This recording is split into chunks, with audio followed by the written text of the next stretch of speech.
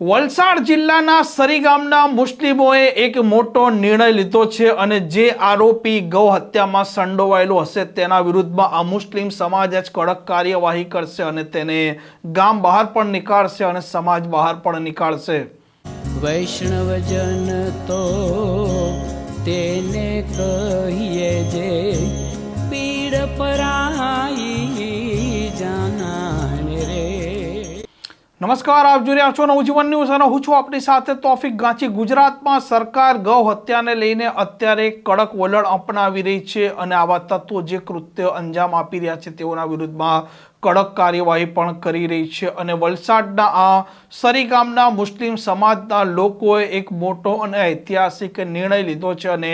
નમાઝ અદા કર્યા બાદ સૌ કોઈ લોકો એકઠા થયા હતા અને તેમણે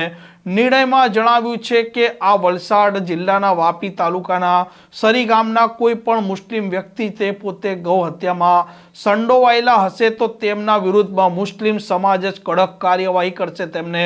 સરી ગામના બહાર પણ જવું પડશે અને સમાજના બહાર પણ જવું પડશે અને હિન્દુ મુસ્લિમની એકતા જળવાઈ રહે તે દિશામાં આ સરી ગામના જે મુસ્લિમ અગ્રણીઓ અને મુસ્લિમ સમાજના લોકોએ આ નિર્ણય લીધો છે। ગામની શાંતિ સલામતી જળવાય અને કોઈ પણ પ્રકારનો ભેદભાવ અને વેરભાવ ઉત્પન્ન ન થાય તે કારણસર તેમણે આ નિર્ણય લીધો છે તેવું પણ તેમણે જણાવ્યું છે। આ નિર્ણય અત્યારે સૌ કોઈ લોકો આવકારી પણ રહ્યા છે। समस्त मुस्लिम समाज सरी गांव की तरफ से हम लोग इस घटना की कड़ी निंदा करते हैं और हमारे सरी गांव मुस्लिम समाज ने ये ऐलान किया है कि इस तरह की जो भी घटनाएं घटती हैं और जो इसमें दोषी पाए जाते हैं उनको उसकी हमेशा हम लोग विरोध करते रहेंगे और अगर इस तरह की कोई भी घटना घटती है तो हम लोग उसकी कड़ी निंदा करेंगे और इस तरह का अगर कोई दोषी पाया भी जाए तो उसको सरी गांव में रहने भी नहीं देंगे। इस चीज की हम लोगों ने सब लोगों ने मिलके इस चीज का फैसला लिया है और साथ ही साथ जो कल रात में जो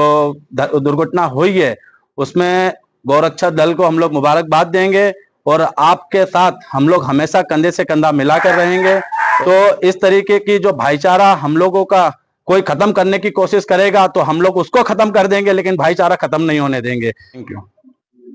हमारी जमात की तरफ से एक और फैसला लिया गया है कि इस तरह की घटना जो घटी है और जो दोषी पाया गया है तो उसको सरी गांव में हम लोग नहीं रहने देंगे और आइंदा जितने भी हमारे समस्त मुस्लिम समाज के जिम्मेदार लोग हैं वो सब भी अलर्ट रहें और इस चीज ऐसी कोई घटना घटती है तो उसको तुरंत की तुरंत कार्रवाई करके और सरी गांव से बाहर निकालने की कोशिश करेंगे। और साथ ही साथ अगर मुस्लिम समाज के तरफ से कोई भी दोषी पाया गया तो उसको समाज से उसका बाइकाट किया जाएगा और हमारे मुस्लिम समाज के तरफ से और हमारी जमात के तरफ से उनका कोई साथ सहकार नहीं रहेगा। उनको हमेशा के लिए बाइकआउट कर दिया जाएगा।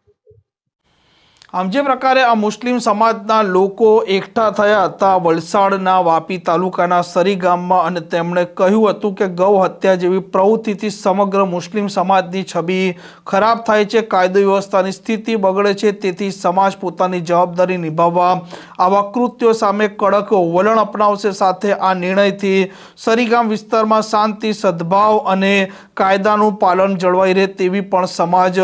અપેક્ષા વ્યક્ત કરી રહ્યો છે અને આ મુસ્લિમ સમાજના આ નિર્ણયથી અત્યારે સૌ કોઈ લોકો છે તે ખુશ છે અને